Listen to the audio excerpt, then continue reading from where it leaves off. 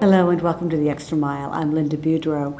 Our guest today is Leah Loffin. She is the Marketing and Events Director at the Zoo of Acadiana, and we're going to find out what's going on at the zoo. So Leah, welcome. Good to have you back. Thank you. I appreciate it. It's always so much fun to have you come because, as you know, I love the zoo. Yes. So what's going on over there these days at the Zoo of Acadiana? Oh, we've been having good times. You always have summer. good times. Oh, we have a lot of fun out there.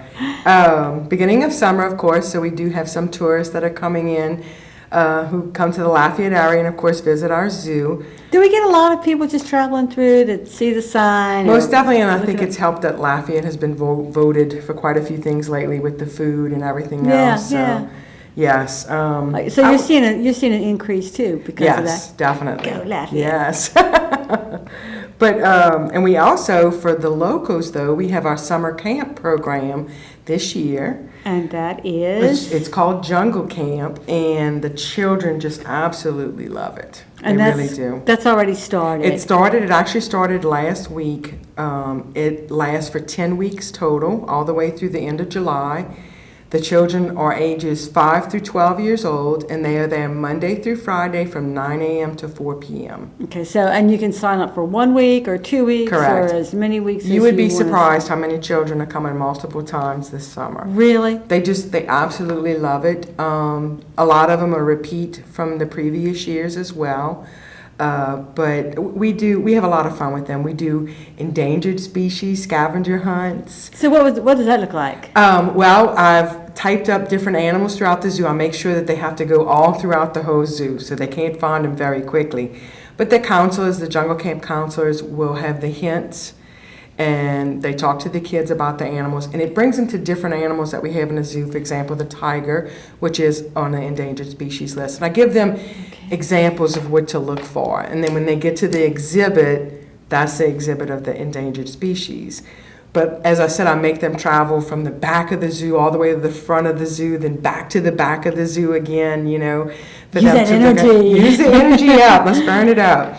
And then they're learning about endangered species as well. Not only what they are in our zoo, but getting information in regards to the endangered species. And that's what our zoo is there for, is for breeding these animals and sending new bloodlines to other zoos and stuff so that they get fresh bloodlines to continue their breeding programs there as well.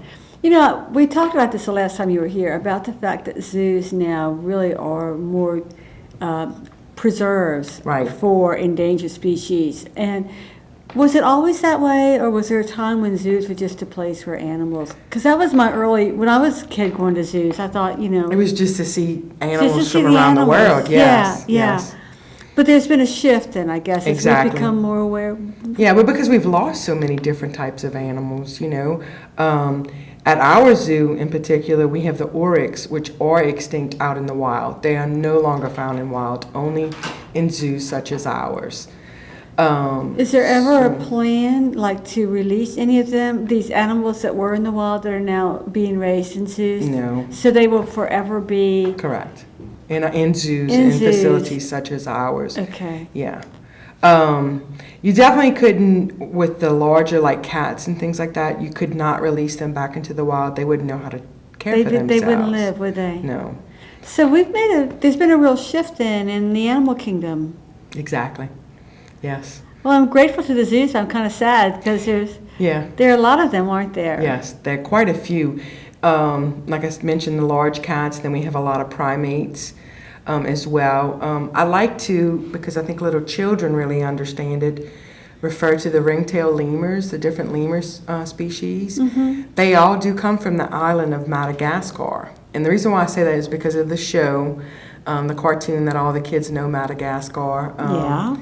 And it makes a connection for them. Mm-hmm. But all lemurs actually come from that island, but so many people have moved to that island and are populating it that the ground-dwelling lemurs as well as the tree-dwelling lemurs are losing their land.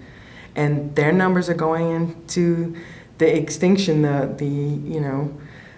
becoming non-existent on that island now, So when we see that coming, and we do, I guess we have a couple of choices. One, we can try to stop the encroachment of human beings onto the island, which is probably not going to happen.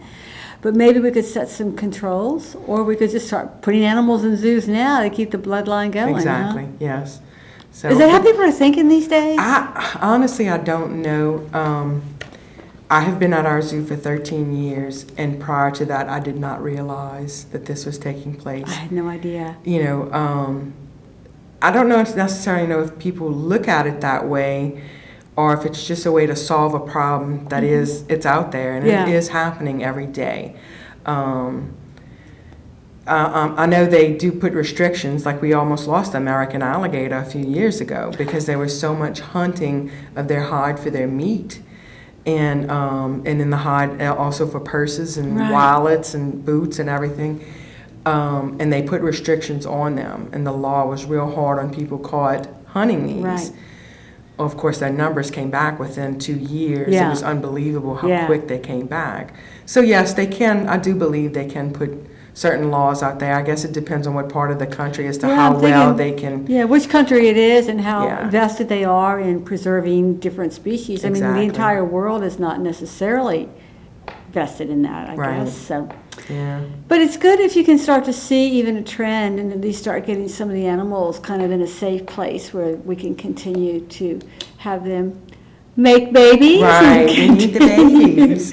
And speaking of babies, I love it when you come for many reasons. I love the zoo, but I also always love the little friends that you bring. And today you brought Mio with you. Yes, this is and Mio. We're going to get a shot of Mio. He is just adorable. Now, he's not his species is not extinct, is it? No, is not.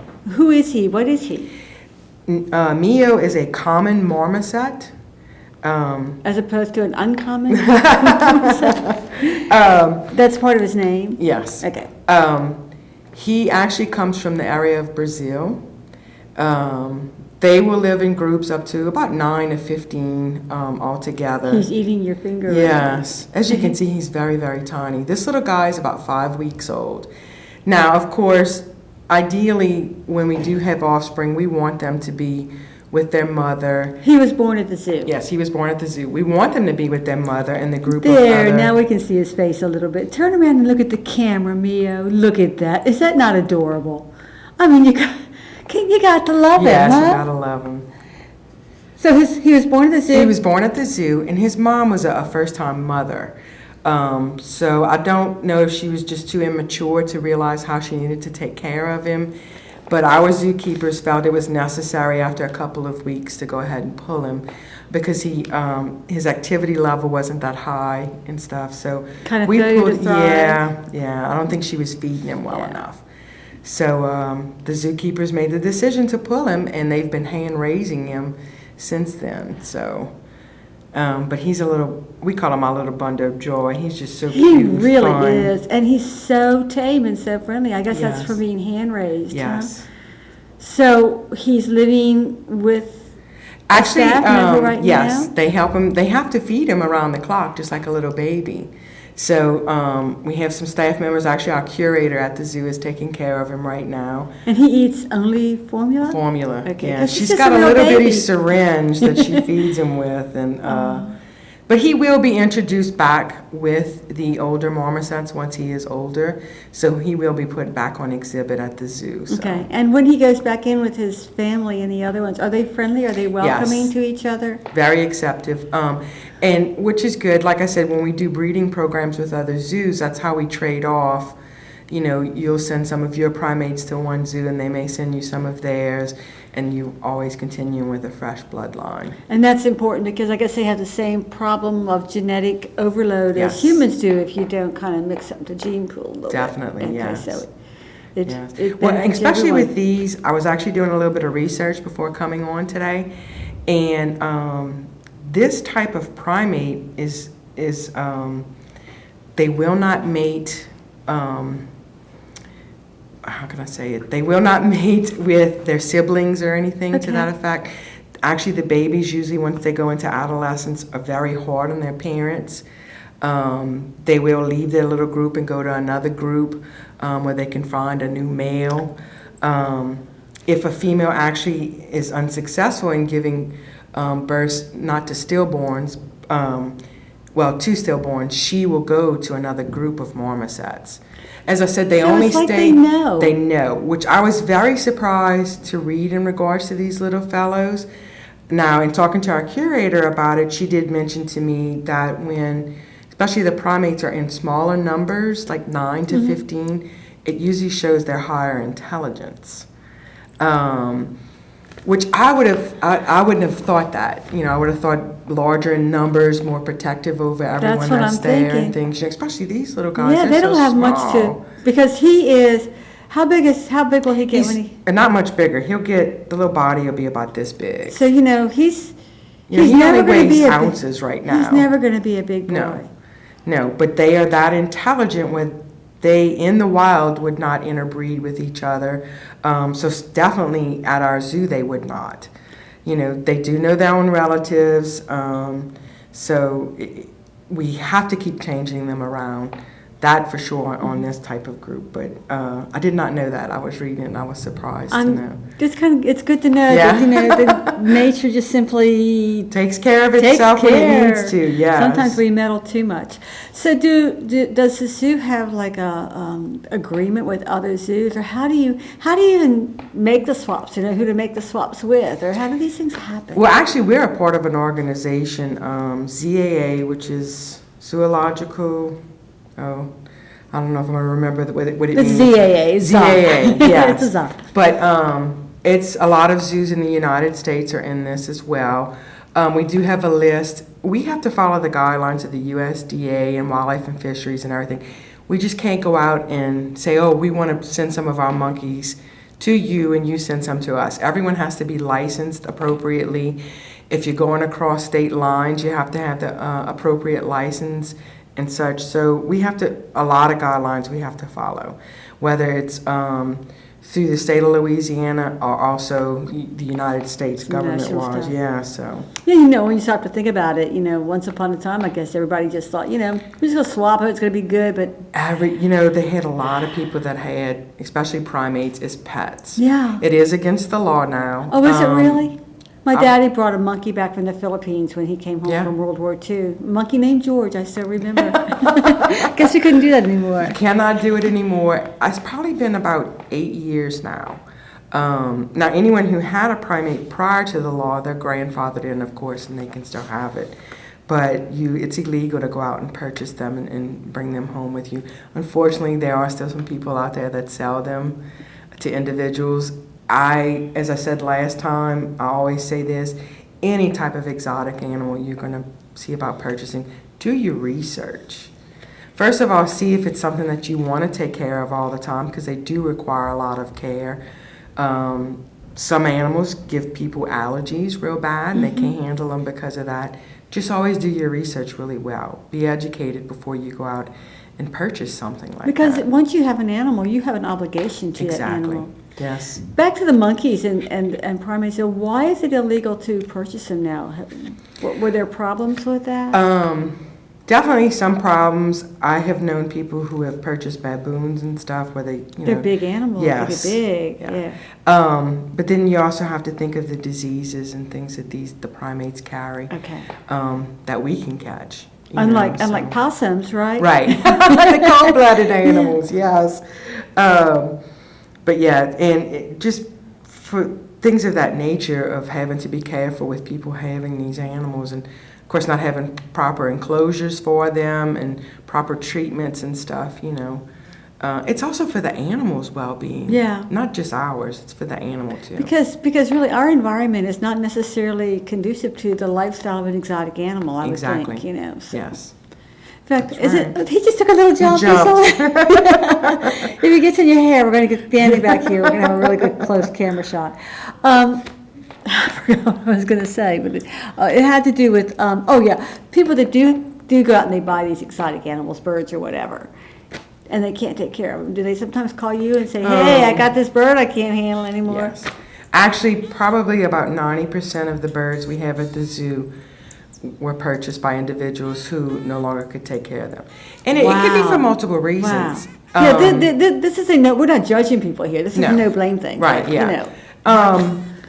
with exotic birds especially, they normally only like 1 to 2 people, and that's it. Really, they're So picky. very. So if you've got someone who gets older and either has to go into a retirement home or actually passes away, it's very difficult for family to take care of these birds. And these birds live a long time. Yes, 75 to 100 years old.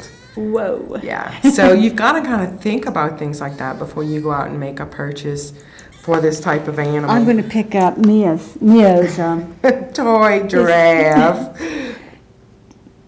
He's so cute. He is adorable. But yeah, so and then we get some too that, like I said, the allergies earlier. A lot of these birds have a dandruff kind of stuff that they flake off of them, and people become very allergic to that. And then also, these type of animals, they have a mentality almost of a 2-year-old, which requires a lot of attention and a lot of your time. Most of us are glad when our children get out of the 2-year-old stage. To spend 75 years with a 2-year-old Yes. would be challenging. So they just can't handle it anymore.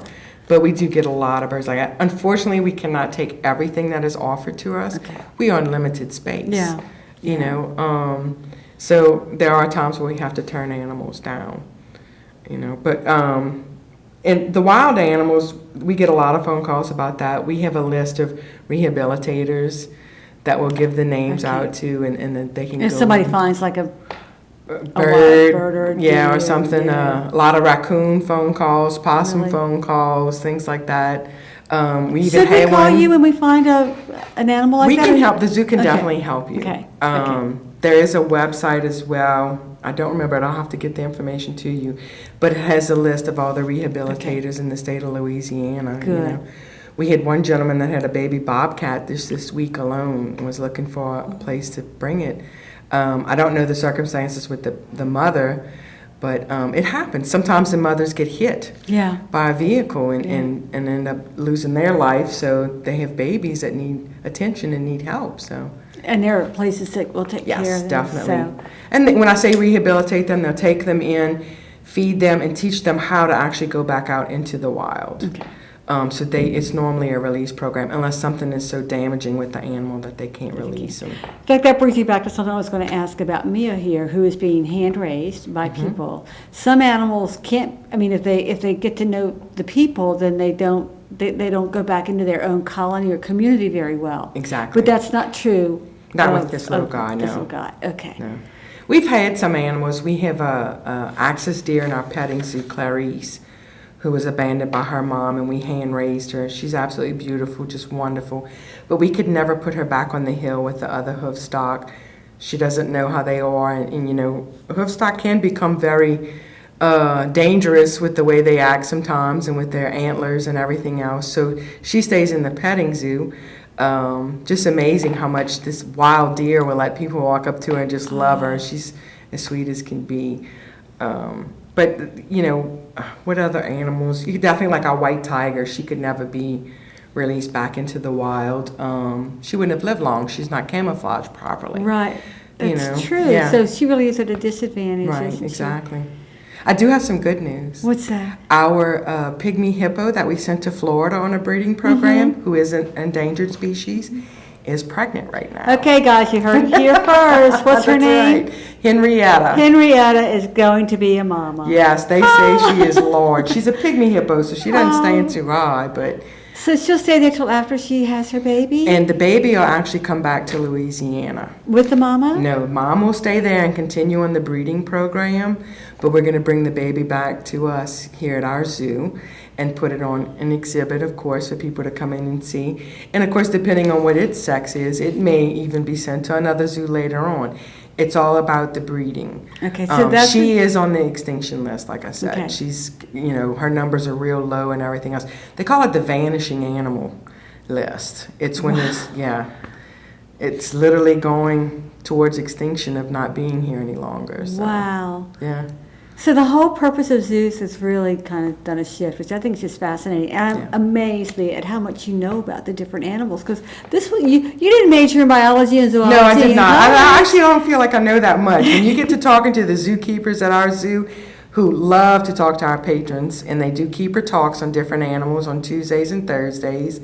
You can ask them a multitude of questions, and they know so much about all of our animals. Because they're all different. They have All different different. needs. They have different expectations. I mean, it's not like one size fits all. Exactly, yes. Even treating them with medicine and stuff, it's amazing what our zookeepers do to take care of our animals and how they ensure that they get the appropriate amount of medicine stuff. You can't walk up to a tiger and say, here, take 2 tablets and drink a sip of water. It doesn't work that way. So they actually either have to put the medicine in their food and make sure that they consume all of that food. Sometimes it does get to a point where they have to give them shots and stuff. And I've seen them engineer some crazy looking shots that are on a long stick, but they will make sure that that animal gets the medicine that they need. Wow, Yeah. I never thought about that. Yes. So You think, all these different animals. I know. And it's our zookeepers that are able to recognize when the animals are not feeling well.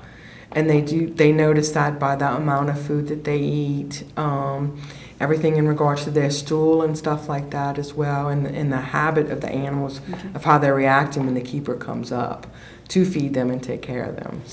So it's really each individual animal specific, isn't Yes. it? And very, I think, intensive. Yes. Labor intensive, but also kind of heart intensive. Yes. We actually have a crew of all female zookeepers. Is that And typical? At our zoo, it never was in the past, but I think Mr. Oldenburg, the owner of the zoo, has now noticed that having a staff of female zookeepers, they are a little bit more in tuned, I guess is a good word to use, with the animals on catching these things very quickly. Could be the mother instinct that they have, I don't know, but our female staff has done really great for us in watching these animals and caring for all of them. So Because when I go, I need all the animals seem so healthy and yes, very happy. Yes, and speaking of very happy, I just wanted to get an update on Gabriel and Evangeline. Oh, the happy wedding how couple. Are they? They are doing great. You had asked me earlier, did they always get along? Yes. Um, I'm just wondering, these forced marriages Right. like this, it's like sometimes yes, sometimes no. When she originally came in October of last year, Gabriel, our male, did not like her. He would chase her around the exhibit and stuff, but he is so spoiled by not only all the employees of the zoo, but a lot of the patrons that come that know him. I really thought he felt like she was taking his time. These are my people, kind of stay away. Yeah. Yeah, A jealous boy. Big jealous boy. But now they are very happy, and we are hoping to be able to come on soon and say we've got a baby on the way.